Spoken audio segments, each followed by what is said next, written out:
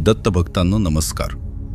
आज आपण परमपूज्य नाना महाराज तराणेकर यांच्या अलौकिक दत्तभक्तीची दिव्य कथा ऐकणार आहोत.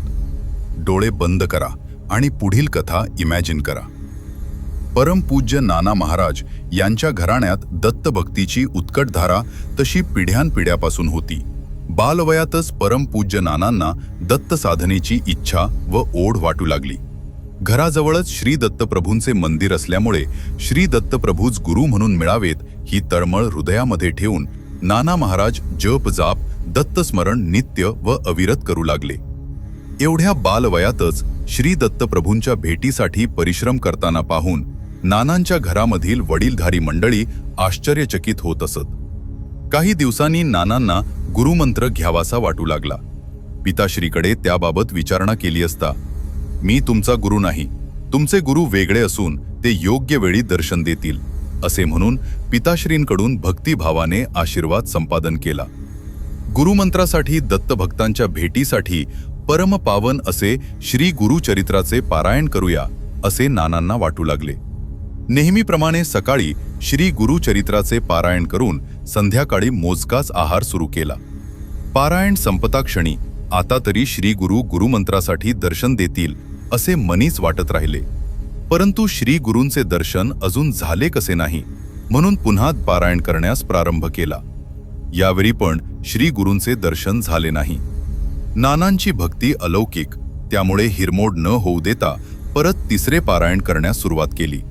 यावेळी त्यांनी आपला आहार फक्त दुग्धपानावर मर्यादित ठेवला. अजून श्री गुरु भेटीची वेळ येत नव्हती. पुढे त्यांनी 5वे व 6वे पारायण केवळ एक वेळ दुग्धपान करून केले, तरी पण गुरुमंत्राची वेळ आली नाही. परमपूज्य नानांनी आता मनाचा हिया केला की काहीही अन्न व पेय भक्षण न करता पारायण करायचे. सलग 7 दिवस पोटात अन्नग्रहण नसल्याने त्यांना क्षीणत्व आले, पण श्री गुरुभक्तीपुढे ते सारे गौण ठरले. आता श्री गुरुचरित्राच्या 7व्या पारायणाचा शेवटचा दिवस, शेवटचा अध्याय वाचून झाला. परमपूज्य नाना आता तरी श्री गुरु या अशी आर्त गुरुविनवणी करू लागले आणि श्री गुरु परमहंस परिव्राजकाचार्य श्रीमद वासुदेवानंद सरस्वती स्वामी महाराज वायुवेगाने परमपूज्य नानांच्या उत्कट भक्तीपुढे दर्शनांकित झाले. नाना महाराजांची अवस्था त्या क्षणी काय सांगावी. नाना महाराजांच्या डोळ्यात आनंदाश्रू बरसत होते व त्याही भेटीत नाना श्री गुरूंना म्हणाले, क्षमस्व गुरुदेव, आपणास माझ्यामुळे इथपर्यंत यायचा त्रास झाला. त्यावर श्री गुरु उद्गारिले, बाळा, किती कष्ट घेतोस.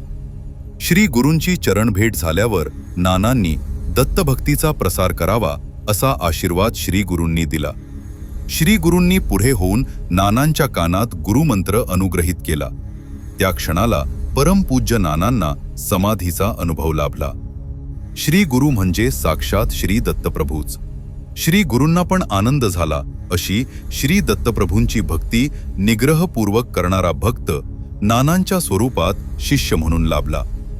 नाना महाराजांची भक्ती श्री गुरु परमहंस परिव्राजकाचार्य श्रीमद वासुदेवानंद सरस्वती स्वामी महाराजांच्या भेटीसाठी किती ओतप्रेत हृदयामध्ये भरलेली होती हे इथे दिसते. नाना महाराजांनी दत्तभक्तीचा प्रसार करताना धार्मिक स्थळांना भेटी देऊन दिव्य अनुभव घेतले, सिद्धीही प्राप्त झाल्या. त्या त्यांनी दीनदुबळ्या भक्तांसाठी आचरणात आणल्या. नाना महाराजांच्या दिव्य अनुभवाचे अवलोकन करताना रोमांच उभे राहतात. नाना महाराजांनी हिमालयात सूक्ष्म रूपाने भ्रमण करून महाभारत काळामधील श्रीहरीच्या साक्षीने श्री गीतेचे अनुग्रहण संपादित करणारे दिव्य योगी महात्म्य श्री गीतेचे ज्ञान संस्कारित केले. नर्मदा परिक्रमा करताना कष्टमय प्रवासाने व अन्न निग्रह असल्याने नाना महाराजांना थोडेसे थकल्यासारखे वाटले व वृक्षाखाली विश्रांती करत असताना नर्मदा मैयाने सुवर्ण अलंकारित स्त्रीचे रूप घेऊन नानांना दुग्धघटिका अर्पण केली.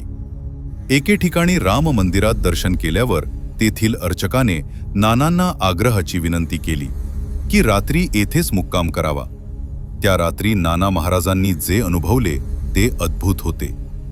राम लक्ष्मण यांच्या मूर्तीतून 2 तेजस्वी दिव्य मूर्ती बाहेर आल्या व दोघे ब्रज भाषेत संवाद करत खेळ खेळू लागले. परमपूज्य नाना महाराजांना गिरनारला श्री अवधूत दर्शन, नाथ दर्शन, मथुरेत श्रीकृष्ण दर्शन व अनेक देवतांचे दिव्य दर्शन होऊन श्री गुरूंची प्रीती त्यांनी अनुभवली. शेवटी श्री गुरुभक्तीसाठी मननिग्रह हेच प्रमुख साधन आहे व आध्यात्मिक वाटचालीत श्री गुरूंची करुणा त्रिपदी व श्री गुरूंचा जप हेच नित्य आचरणात असले पाहिजे. तीच मुख्य साधना पद्धती आहेत हा नाना महाराजांचा आग्रह आहे. स्थूल देह जरी नसला तरी सूक्ष्म देहामध्ये आज परमपूज्य नाना महाराज भक्तांसाठी कार्यरत आहेत. दत्तभक्तांना साधनेसाठी आपले मार्गदर्शन देण्यासाठी अधीर आहेत. या कलियुगात श्री गुरूंमुळेच दत्तभक्त तारून जाणार आहेत. शेवटी एवढेच श्री दत्त महाराजांची आवडीची ओढ गुणगुणाविषयी वाटते. भजा भजा हो श्री गुरूंसी, नमो गुरवे वासुदेवाय. अवधूत चिंतन श्री गुरुदेव दत्त.